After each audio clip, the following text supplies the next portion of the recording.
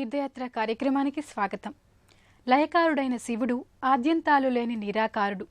వేదాలు, ఉపనిషత్తులు స్వామివారి వైభవ ప్రాభవాల్ని ఘనంగా కీర్తించాయి. ఆ స్వామి రుద్రుడిగా, శంభుడిగా, జ్యోతిర్మయుడిగా, గంగాధరుడిగా, విశ్వేశ్వరుడిగా తన రూప లీలా విన్యాసాన్ని చాటుకున్నాడు. ఆ సంవిధానంలోనే శ్రీ మల్లికార్జున స్వామిగా శ్రీ భ్రమరాంబాదేవితో ఆవిర్భవించిన దివ్యాలయం Hyderabad Uppal international cricket stadium సమీపాన ఉన్న వెలుగుగుట్టపై అలరారుతోంది. ఈనాటి తీర్థయాత్ర కార్యక్రమంలో ఈ ఆలయ విశేషాలను తెలుసుకుందాం.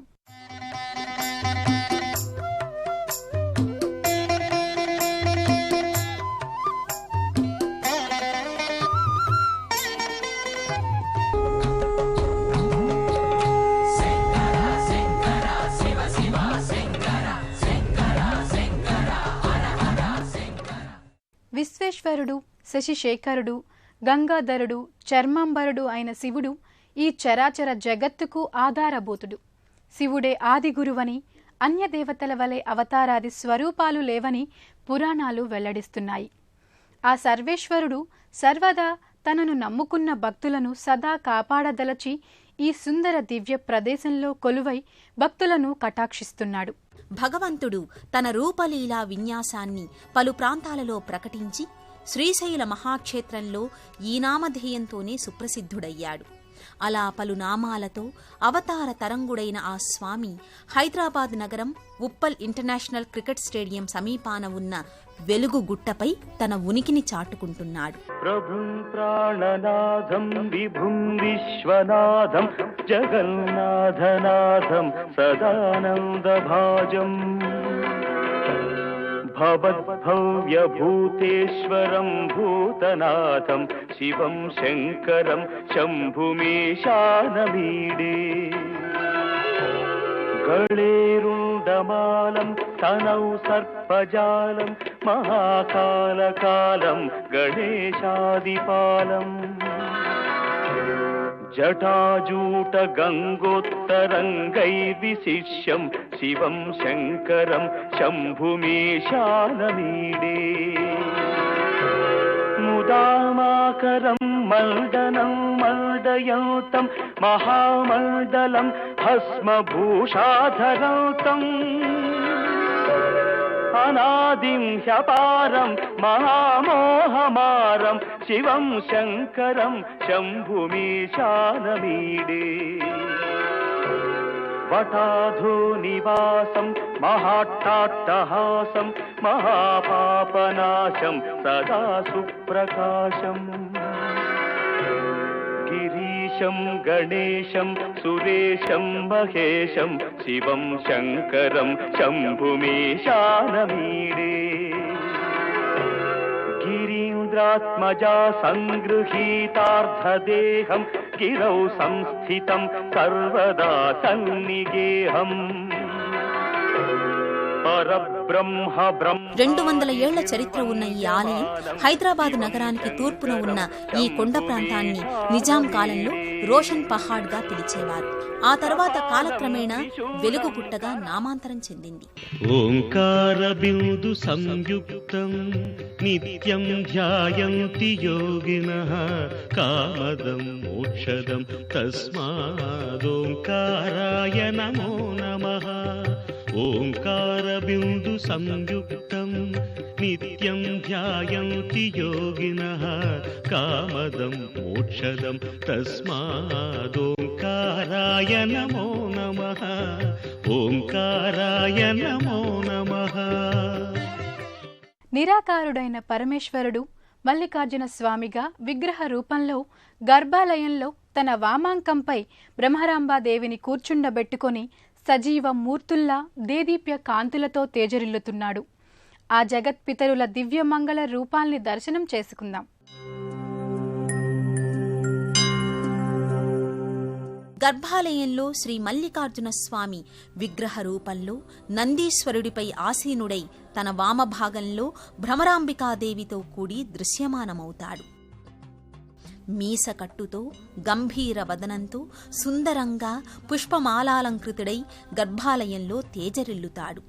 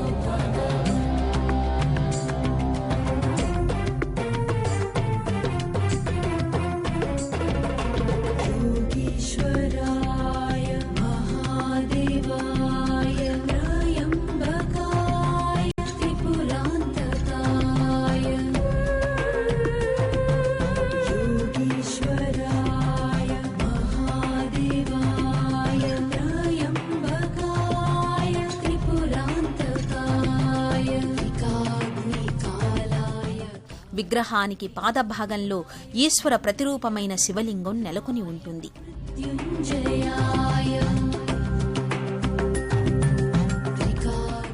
ప్రతిరోజు భానుడి లేలేత కిరణాలు స్వామివారి శివలింగంపై పడడం ఈ ఆలయ ప్రత్యేకత. ప్రతినిత్యం విశేషించి ప్రత్యేక అభిషేకాలను నిర్వహిస్తారు. భక్తులే స్వయంగా పంచామృతాలతో చేసే అభిషేకాలను అలంకరించి మహిమాన్వితమైన మారేడు దళంతో మల్లికార్జున స్వామిని అలంకరిస్తారు. పరమేశ్వరుడి ఏ రూపాన్నైనా సేవించడం వలన జ్ఞానేంద్రియాలు, పంచేంద్రియాలు, మనస్సు పరిశుద్ధమవుతాయని చెబుతారు. నమో రుద్రేభ్యః అంటూ స్వామిని కీర్తిస్తే సర్వ సంపదలు కలుగుతాయి.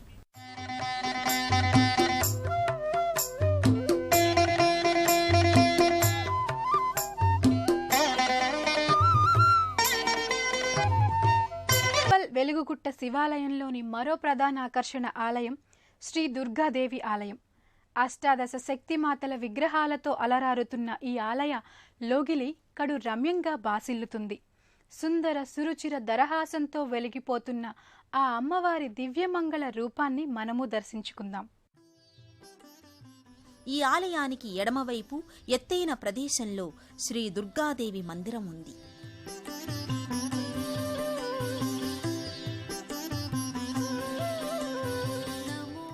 శ్రీచక్ర సంచారిణి, లోక పావిని అయిన దుర్గాదేవి పాలరాతి విగ్రహం దేదీప్య కాంతుల్ని వెదజల్లుతూ ఉంటుంది. మే 9వ తేదీ 1999వ సంవత్సరంలో రాజస్థాన్లో ఈ విగ్రహానికి రూపకల్పన కావించారు.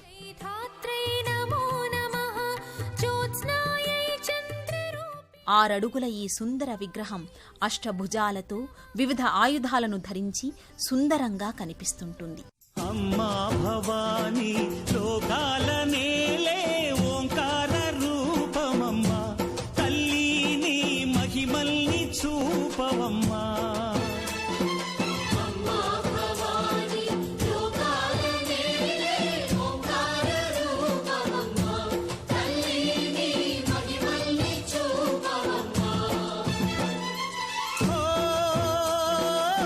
సృష్టికే దీపమా, శక్తికే మూలమా, సింహరథమే నీదమ్మా. అమ్మ దుర్గమ్మ భక్తులను దీవించుమా. అమ్మా భవాని లోకాల నేలే ఓంకార రూపమమ్మా, తల్లిని మహిమల్ని చూపవమ్మా.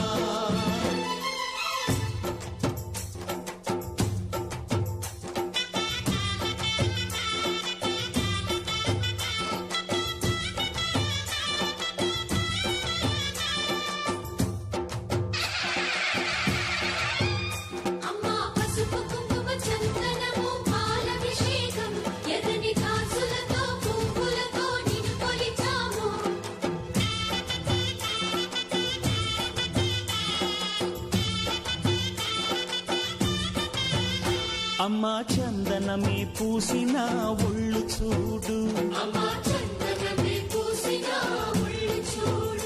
అమ్మా పున్నమి పుట్టిల్లు ఆ కళ్ళు చూడు, అమ్మా ముక్కోటి మెరుపులా మోము చూడు. అమ్మమ్మ ముగ్గురమ్మల మూల పుటమ్మ, అమ్మా నిప్పుల్ని తొక్కిన నడక చూడు, అమ్మా దిక్కుల్ని దాటిన కీర్తి చూడు. 1000 సూర్యుళ్ళై మెరిసిన శక్తిని చూడు, మనుషుల్లో దేవుడి భక్తుని చూడు.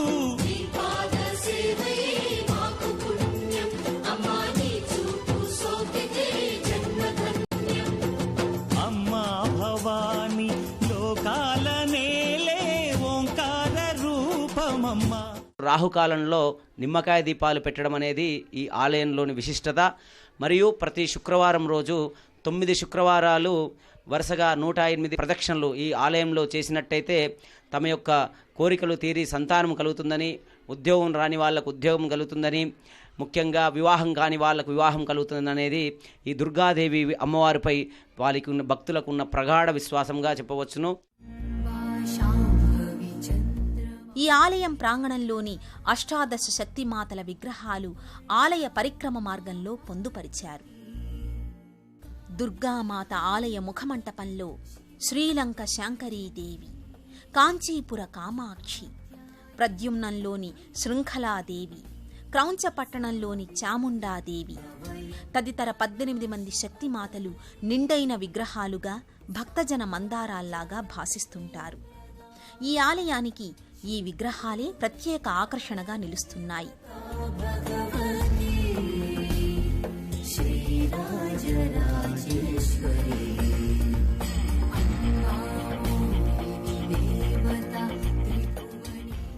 ఉప్పల్ వెలుగుగుట్ట శివాలయంలో పలు ఉపాలయాలున్నాయి.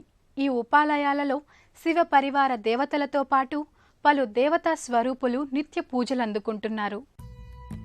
శివపరమాత్మ ఎక్కడ కొలువు తీరితే అక్కడ శివపరివార గణం తప్పకుండా ఉంటుంది. గణపతి, సుబ్రహ్మణ్యస్వామి, నందీశ్వరుడు, నవగ్రహాలు, రావివృక్షం నీడలోని జంటనాగుల శిలా ఫలకాలు ఉపాలయాలుగా నెలకొని ఈ ఆలయానికి మరింత ప్రత్యేకతను ఆపాదించి పెట్టాయి. మొట్టమొదటగా ఈ వెలుగుగుట్టపై వాయులింగంగా శివపరమాత్ముడు భారీ లింగ రూపంలో కొలువు తీరాడు. భక్తులు మొదటగా ఈ వాయులింగానికి అభిషేకాలు నిష్ఠతో నిర్వహిస్తారు. మన ఆత్మలో ఉన్న పాపాన్ని, పాప భారాన్ని తొలగించమని, జ్ఞానామృత ధారల్ని కురిపించమని అభిషేక వేడుకను ఆ స్వామికి నిర్వహిస్తారు.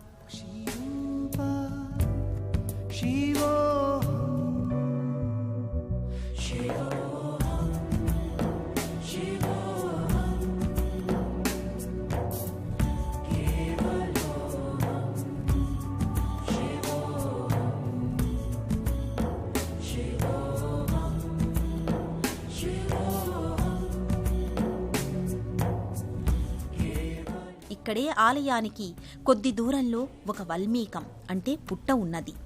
ఇక్కడే భారీ పంచపడగల నాగశేషు నీడలో శివలింగం నెలకొని ఉంటుంది. రుద్రాంశ సంభూతుడైన ఆంజనేయస్వామి మందిరం ఈ నెలవులోనే నెలకొని ఉంది. సింధూరమూర్తి అయిన ఆంజనేయస్వామి నమస్కార ముద్రతో భక్తులకు కనిపిస్తుంటాడు. ఆంజనేయస్వామిని సేవించిన వారికి బుద్ధి, బలం, యశస్సు, ధైర్యం, నిర్భయత్వం, అజాడ్యం, వాక్పటిమ సిద్ధిస్తాయని శివపురాణం చెబుతోంది. మహాశివరాత్రి పర్వదినాలలో ఈ ధామం భక్తులతో విశేష పూజలతో సందడిగా కనిపిస్తుంటుంది. చారిత్రాత్మక ప్రదేశాలైన చార్మినార్, గోల్కొండ, హైదరాబాద్, సికింద్రాబాద్ల నుండి ఈ క్షేత్రానికి భక్తులు తండోపతండాలుగా తరలివచ్చి ఈశ్వర కృపకు పాత్రులవుతారు. ఆ భక్తజన సందోహాన్ని మనము చూద్దాం. శ్రీ భ్రమరాంబ మల్లికార్జున స్వామి దేవాలయంలో ఉత్సవాలు కడు రమ్యంగా జరుగుతాయి.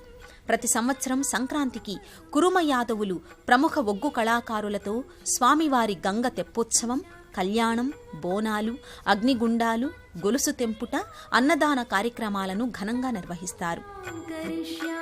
వారం రోజుల పాటు ఒగ్గు కథలతో ఈ దేవాలయ ప్రాంగణం కళకళలాడుతుంటుంది. మహాశివరాత్రి మహోత్సవాలలో మహన్యాసపూర్వక రుద్రాభిషేకం, అర్చనలు, అభిషేకాలు, కళ్యాణం తదితర విశేష కార్యక్రమాలు రంగరంగ వైభవంగా జరుగుతాయి. ప్రతి శుక్రవారం వందలాది మంది భక్తుల సమక్షంలో కుంభాభిషేకం, అర్చన, కుంకుమ పూజలు, శ్రావణమాస పూజలు, వరలక్ష్మీ వ్రతం విశేషంగా జరుపబడుతుంటాయి. ఉప్పల్ వెలుగుగుట్టలోని శ్రీ భ్రమరాంబ సమేత మల్లికార్జున స్వామి ఆలయం ఆధ్యాత్మిక స్థలిగా విలసిల్లుతోంది. సూర్యుని తొలికిరణాలు వెలుగుగుట్టపై గల మల్లికార్జున స్వామి వారిపై పడతాయి. ఆ రోజుల్లో గొర్రెల కాపర్లకు ఈ ఎత్తైన కొండపై రాళ్ల మధ్య భాగంలో మల్లికార్జున స్వామి కనిపించాడని పూర్వీకులు చెబుతారు. ఆనాటి నుండి కురుమ యాదవులు ప్రత్యేక పూజలు జరిపించడం ఆనవాయితీగా వస్తోంది. నల్గొండ జిల్లాలో తయారు చేయించిన 35 అడుగుల ఏకశిలా ధ్వజస్తంభాన్ని, రాజస్థాన్లో తయారు చేయించిన 6 అడుగుల దుర్గామాత పాలరాతి విగ్రహాన్ని, అష్టభుజాలతో ఎంతో రమణీయమైన మూర్తిని ఇక్కడ ప్రతిష్ఠించారు. ప్రతిరోజు 4 గంటలకు రుద్రాభిషేకం, శనివారం ప్రసన్నాంజనేయ స్వామివారికి పంచామృత పూజలు, శుక్రవారం దుర్గామాత మూల విరాట్కు పంచామృతాభిషేకం, రాహుకాలంలో నిమ్మకాయ దీపాల పూజలు, కుంకుమార్చనలు నిర్వహిస్తారు. ఉప్పల్ శ్రీ మల్లికార్జున స్వామి ఆలయానికి చేరుకోవడానికి సికింద్రాబాద్ నుండి బస్సు సౌకర్యం ఉంది. రాజీవ్ గాంధీ అంతర్జాతీయ క్రికెట్ స్టేడియం, జెన్పాక్ట్ కాల్ సెంటర్లకు దగ్గరగా ఉన్న ఈ ధామానికి సికింద్రాబాద్ నుండి ఆర్టీసీ బస్సు ద్వారా మెట్టుగూడ, తార్నాక, హబ్సిగూడ మీదుగా ప్రయాణిస్తూ ఉప్పల్ రింగ్ రోడ్డుకి చేరుకొని అక్కడి నుండి 1 కిలోమీటర్ దూరంలో ఉన్న ఈ ఆలయానికి చేరుకునే వెసులుబాటు ఉంది. ఓంకారం అనే మహామంత్రాన్ని నిత్యం జపించువారు సర్వశ్రేష్ఠులుగా కీర్తించబడతారనేది వేదోక్తి. మానవులమైన మనం నిత్యం భక్తితో భగవంతుని సేవలోనే తరించిపోవాలి. అప్పుడు ఆ భగవంతుడి కృపా వైభవం మనపై వెల్లివిరుస్తుంది. ఆ జ్యోతిర్మయుడి దివ్య దర్శనం కూడా కలుగుతుంది. ఆ మంగళ స్వరూపుడైన పరమశివుని ఈ ఆలయంలో కొరువైన అమ్మవార్ల కరుణా కటాక్ష వీక్షణాలు మనందరిపై ప్రసరించాలని వేడుకుందాం.